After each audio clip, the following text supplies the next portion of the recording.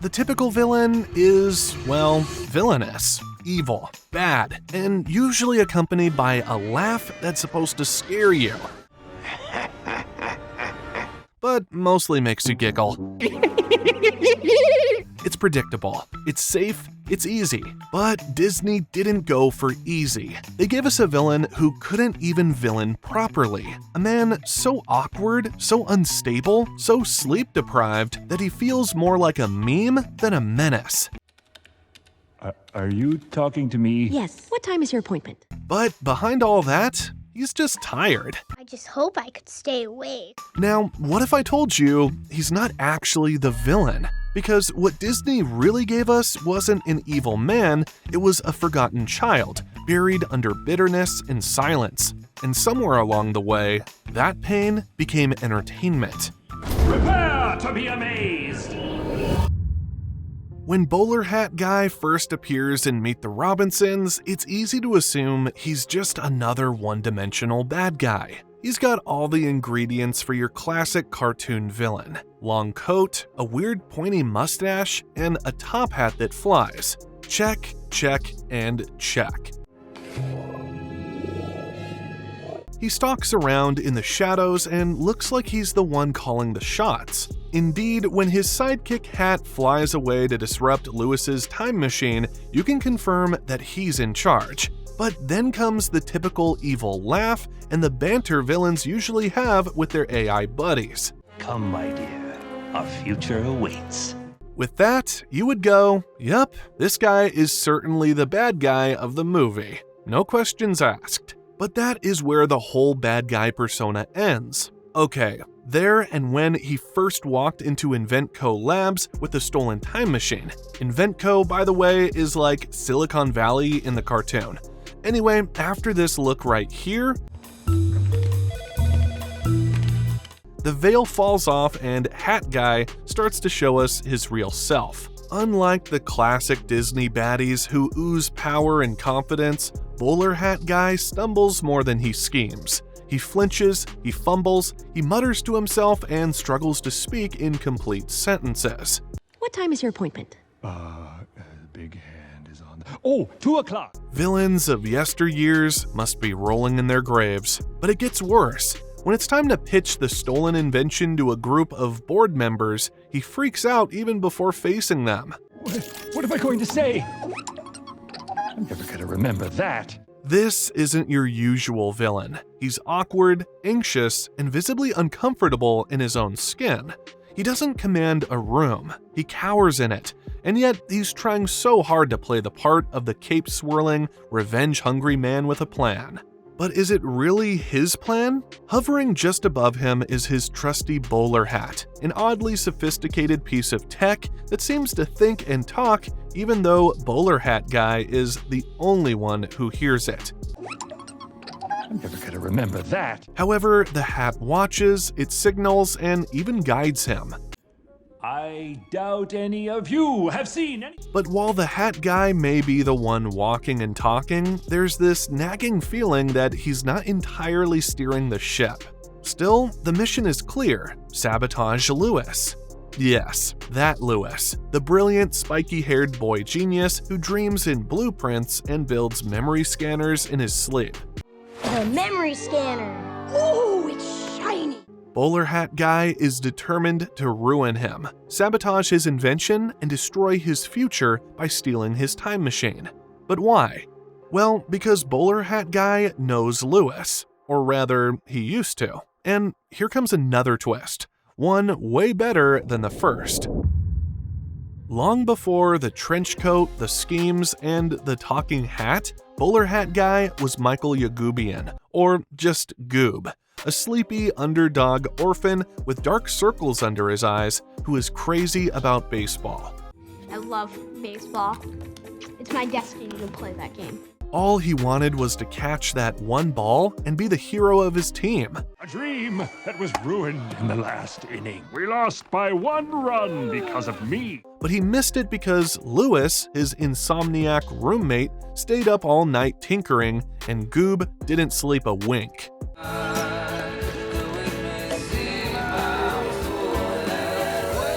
However, Goob and Louis weren't just roommates, they were living under the same roof, feeling the same kind of invisible hurt. Both boys are shaped by a deep sense of being unwanted.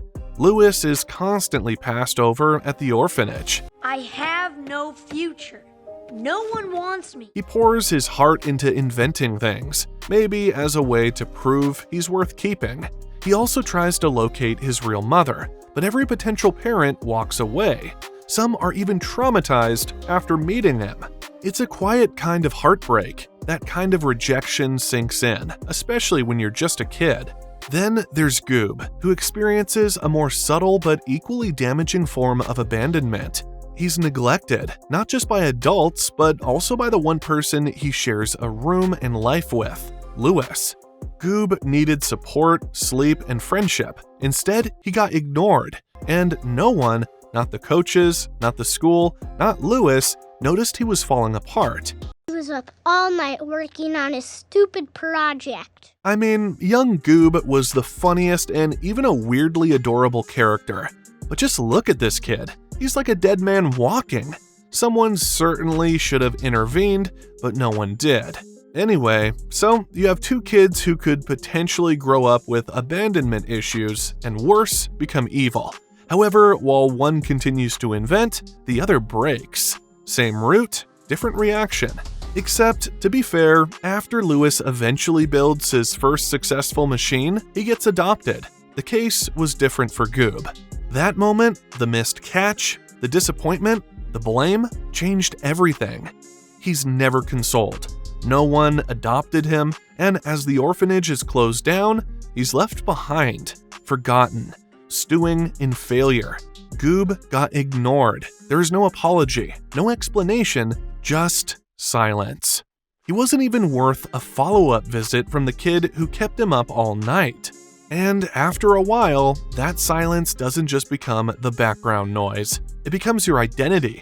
How can anyone build self-respect from this? You're not the star of the story. You're the mistake everyone moved past. And when that becomes your emotional foundation, you start to believe that you don't matter unless you force people to look at you. Therefore, if no one is going to show you love when you need it the most, then the only thing left is getting even. That's what was happening to Goob. He's not evil, he's just stuck. He never moved on because he never learned how. He didn't have the emotional support, the healthy attachment, or the basic validation to process what happened to him.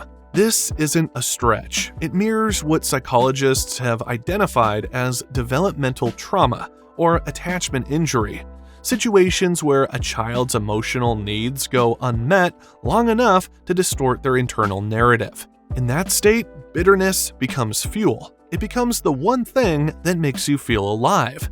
And what does Goob do with it? He plots revenge, not because he's power-hungry, but because revenge is simple when healing feels impossible. He wants to ruin Louis not just out of anger, but because Louis got out. Louis got the dream life, the family, the success, and the hot chick, even though she sings with frogs. Hey guys.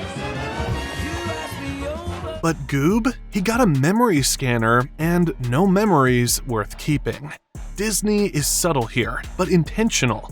They frame Goob's breakdown in a comedic way. You know, the ranting, the babbling, the general weirdness, and all that. Watch out. But behind all that weirdness and humor is something real. A kid who grows up with no tools for recovery, who becomes a child caged in a grown man's body, begging the past to notice him. And here's where the movie really tricks us. We're meant to laugh at him until we realize we're laughing at someone who's been emotionally abandoned for most of his life. Someone who doesn't even know how to be a villain properly because no one taught him how to be anything at all. Robinson, you stink! This is until someone, or rather something, comes in to offer its evil lessons, which puts Goob on the path of revenge and destruction. And boy, this is where Disney really outdid themselves. Enter Doris. A sleek little mechanical bowler hat with spider legs and a will of her own. She doesn't speak. She doesn't emote, but she manipulates every scene she's in like a silent puppet master. And here's the kicker. Lewis created her. Yep, future Lewis, the same bright-eyed inventor we're rooting for, once built Doris as a helpful assistant, an invention meant to lend a hand, literally. But Doris evolved, becoming self-aware, independent, and dangerous. She didn't want to assist humans, she wanted to replace them. So Lewis did what any good creator does when his creation starts veering into Skynet territory. He shut her down and locked her away. You didn't see her true potential. Got it. So you shut her down. But machines don't forget. And Doris, she didn't just survive, she waited and plotted. And when she found Goob, broken, bitter, and looking for a reason to blame someone, she seized her moment. This is what makes Doris so terrifying. She's not just an evil robot, she's a manipulator of emotion. She didn't need to build an army, she just needed one sad, angry kid who felt invisible. And Goob was perfect. Where Goob wanted attention, Doris wanted domination. Where Goob acted out of emotional neglect, Doris acted out of cold logic. It wasn't enough for her to ruin Lewis's life, she wanted to erase it. She's the one who helped Goob steal the time machine. Okay, stand back everybody. This next project will knock your socks off. She's the one who orchestrated the fake invention pitch. Great idea. I'm so glad I have you. She's the one who dreamt up a world where machines like her ruled and humans like Lewis were either used or disposed of. The future we see when Doris wins? It's not Goob's future, it's hers. A world where the joy of invention is gone and all that's left is machine dominance and societal mayhem. Even Goob is a victim of Doris's destruction. Doris, what's happening? I don't understand. That's the twist. Goob thinks he's the boss, but he's just another tool Doris was using. You don't know what you're doing. Yes, I do. I'm ruining your future. He's using you, Goob. Doris is the real mastermind, the villain hiding behind the victim. If Disney had stopped at this twist, they would have still coughed out a mastermind with Meet the Robinsons. Instead, they took it a step further, giving us yet another surprise. One of the most clever narrative sleights of hand in Meet the Robinsons is how the film hides one of its biggest reveals in plain sight. Lewis is Cornelius Robinson, the genius inventor, father of Wilbur, and husband to the Frog Lady. But instead of just dropping that bomb up front, the film takes its time. It plays with the audience's assumptions and builds a slow burn of suspicion, humor, and misdirection. From the moment Wilbur grabs Lewis from the science fair and takes him to the future, he's cagey and odd. He's probably weirder than Goob, if anyone can outmatch that guy. You're blowing my cover! We're the only ones up here. Wilbur spends the entire movie acting like he's trying to protect the timeline, but what he's really doing is protecting an identity. He never lets Lewis meet the rest of the family head on. And when a robot recognizes Lewis as his creator in the future, Wilbur has to act fast. Well, that was unexpected. As was that. Although that's a ridiculous hat, it somehow did the trick. The Robinsons already know what Cornelius looked like as a kid. He's the guy who built half their gadgets and all of their lives. If Lewis pops up without his disguise, game over. They'd know immediately. And Disney's clever about it. When Lewis asks what Wilbur's father, Cornelius, looks like, Wilbur says, Tom Selleck. And guess what? Tom Selleck actually voiced the part of Cornelius. So, yeah, clever. Long story short, Lewis is Cornelius.